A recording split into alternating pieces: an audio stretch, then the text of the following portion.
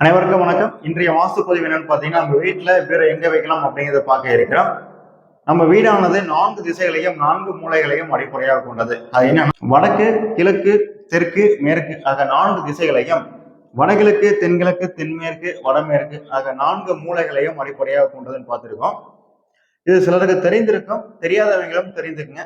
சரிங்க, 4 திசைன்னு சொல்றீங்க, 4 மூலைகள் சொல்றீங்க. இதில் நம்ம எங்க பீரோ வைக்கணும்னா, இந்த தெற்கும் மேற்கும் சந்திக்கக்கூடிய அந்த தென்மேற்கு மூலையில தான் நம்ம பீரோ வைக்கணும்.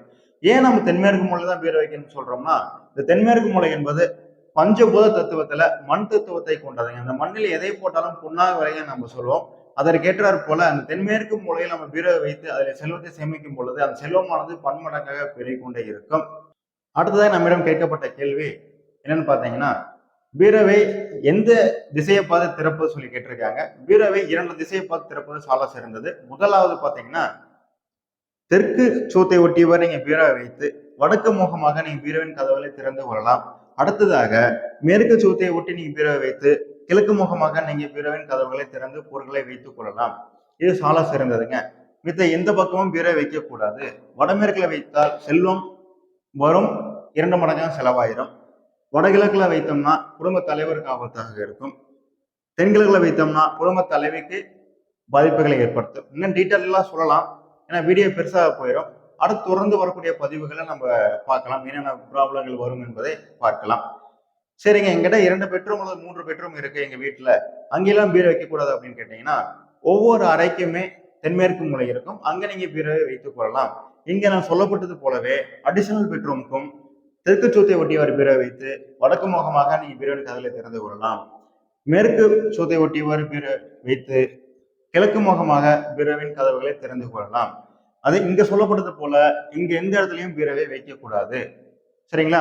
இதே நடைமுறை தான் இந்த ரூமுக்கும், இதே நடைமுறை தான் இந்த ரூமுக்கும். வீட்டுல எத்தனை ரூம்கள் பெட்ரூம்கள் இருந்தாலும் இதே நடைமுறை தான். ஆனால் குடும்பத்தின் நிர்வாகம் பண்ணக்கூடியவங்க தென்மேற்கு மூலையில தான் இருப்பாங்க. கணவன் மனைவி குடும்ப தலைவர் வந்து உறங்கக்கூடிய இடம் பார்த்தீங்கன்னா மாஸ்டர் பெட்ரூம் இங்க தான்.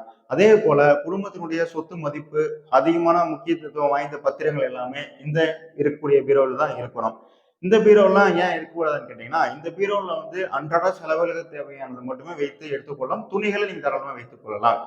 இப்ப துணின்னு நம்ம சொல்லிட்டோம், அதுக்கு நம்மிடம் கேள்வி கேட்டிருக்காங்க, பீரோவில் என்னென்ன பொருட்களை வைத்துக் கொள்ளலாம்னு சொல்லி கேட்டிருக்காங்க. பீரோவில் இளம் பத்திரங்களை வைத்துக் கொள்ளலாம். முக்கியமான டாக்குமெண்ட் அனைத்துமே நீங்க வைத்துக் கொள்ளலாம். பாண்டு வைத்துக் கொள்ளலாம், ஷேர் மார்க்கெட் பத்திரங்கள் வைத்துக் கொள்ளலாம், துணிகள் புது துணிகள் தாராளமாக வைத்துக் கொள்ளலாம். நீங்க தவச்சு அயன் பண்ண துணிகளை வைத்து அன்றாட உடுத்தக்கூடிய பயன்படுத்தக்கூடிய துணிகளை நீங்க வைத்து எடுத்துக்கொள்ளலாம். குறிப்பாக நிறைய குப்பைகளை கொண்டே உள்ள போட்டு வைப்பாங்க, வைக்கக்கூடாது. அது என்னன்னு பாத்தீங்கன்னா, கட்டப்பை நிறைய பேர் துணிகளை வாங்கிட்டு வந்த கட்டப்பை எல்லாம் சேர்த்து வைப்பாங்க பீரோவில். தயவு செஞ்சு வைத்துறாதீங்க, அது நெகட்டிவ் எனர்ஜி கிரியேட் பண்ணிடும். அழுகு துணிகளை வைக்கக்கூடாது. அடுத்ததாக என்னிடம் கேட்கப்பட்ட கேள்வி என்னன்னு பாத்தீங்கன்னா, பீரோவை வந்து எந்த மரத்துல செய்யணுமா அல்லது இரும்புல செய்யணுமான்னு கேட்டிருக்காங்க. இரண்டுமே உத்தமங்க. நீங்க மரத்துல செய்த பீரோவும் உங்களால செலவு பண்ணி மரத்துல செய்ய முடியும்னா தாராளமா நீங்க வந்து மரத்துல பீரோவை வைத்துக் கொள்ளுங்கள். என்னால இரும்பு பீரோ தான் வாங்க முடியும் அப்படின்னா இரும்புல நீங்க வைத்துக் கொள்ளலாம். ரெண்டுமே சால சிறந்ததுங்க. சரிங்க, இன்றைய வீடியோவில் நம்ம பீரோ எங்க வைக்கலாங்கிறத தெரிஞ்சுக்கிட்டீங்க.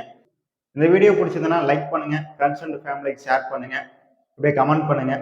உங்களுக்கு ஏதாச்சும் வாஸ்து ஆலோசனைகள் தேவைப்பட்டால் ஸ்கிரீன்ல தெரிகிற நம்பருக்கு தொடர்பு கொள்ளுங்க. நன்றி, வணக்கம்.